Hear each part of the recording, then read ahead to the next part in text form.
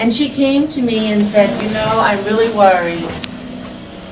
I don't think the midwife will be getting here in time. I think I'll need some help, and these are the things I'll need you to do. I need you to cut the umbilical cord of the baby when it comes. I was 12. I was so excited. I can do that. Or could I? When I was 15, the family had a pet pig named Suey. And Suey roamed all over the yard. However, when she gave birth to her first litter of piglets, she accidentally rolled over on 3 of them. And my sisters and brothers came running. Joyce, Joyce, these pigs got hurt. Can you help? One was too late to help with. But the other 2, I washed off the wounds and I took out a needle and thread and I proceeded to sew them up, and they were able to heal from their wounds. Somehow I knew what to do. A moment occurred to me of an awakening nature. I knew what to do.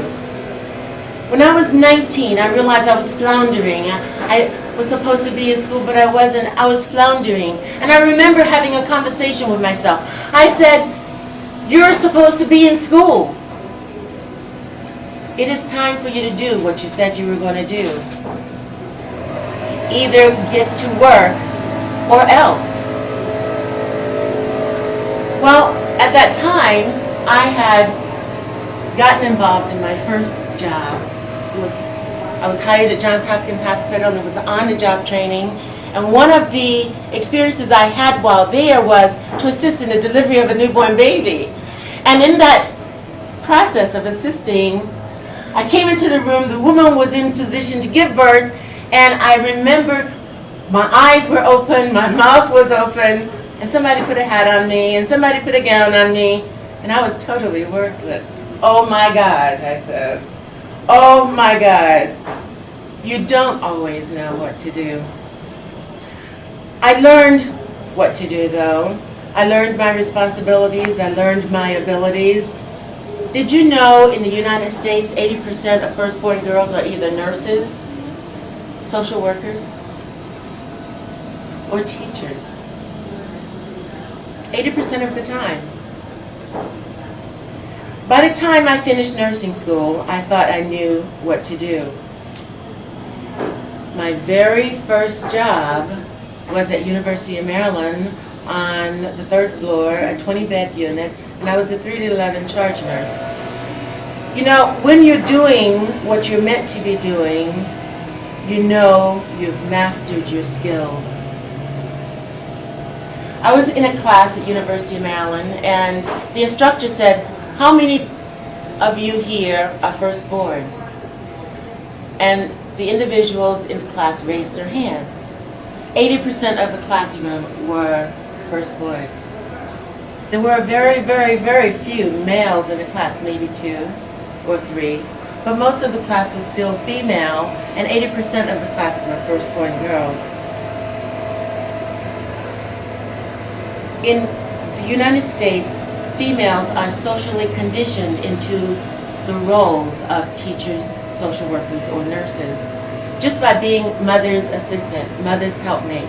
But eventually along the way, I was introduced to the concept of professional. Professional can be a part of your life, and it tends to be a body of knowledge that is shared by the same people doing the same work or the same job.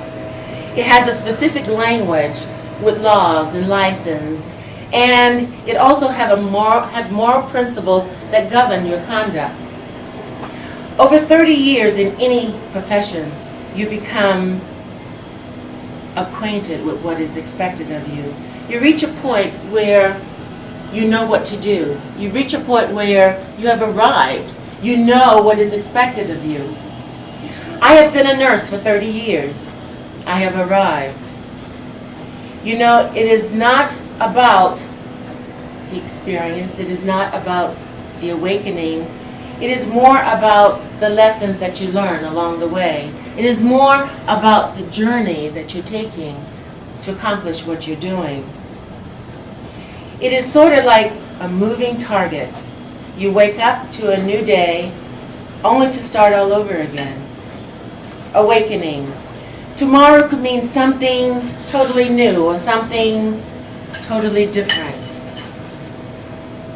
Awaken, Madam Toastmaster.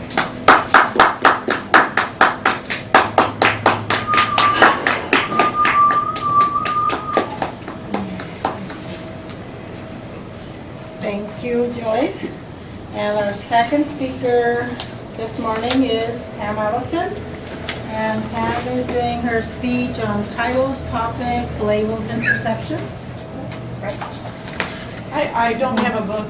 I'm in the process, so this is going to be just kind of off the cuff and on my own. Good morning, fellow Toastmasters. Titles. What is a title?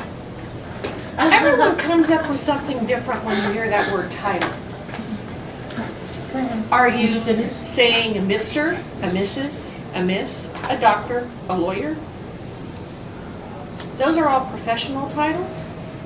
Or a title of a article or a speech? Now, is that title supposed to be enticing? Is it supposed to be the statement for your whole speech? Then you have your topic. How is that topic going to relate to that title? And how is that going to keep your audience involved or listening?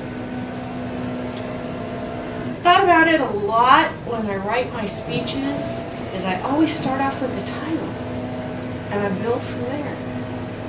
I have lots of titles, but I don't have lots of speeches because it can go in this way or that way.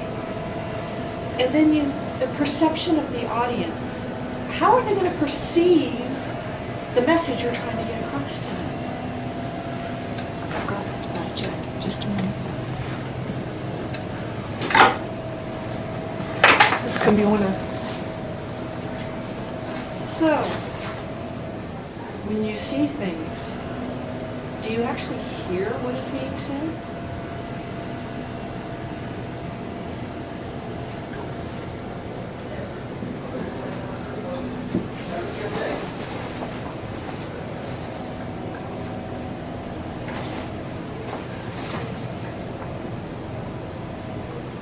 Honk, honk, honk, honk.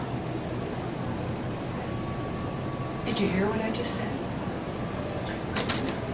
Could it be perceived, help, help, I need help, or am I choking? And then you have your villain, as far as, oh yeah, she doesn't need any help, or whatever. And then you have the guy, yeah, really? You really need help, lady? So you can perceive that in many different ways.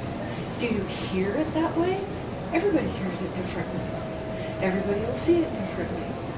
If you need those little cue cards to sign up for the silent movies, they always had the little captions here or there. If you wouldn't find the ladies looking for the train coming, you know, here we go, that kind of thing.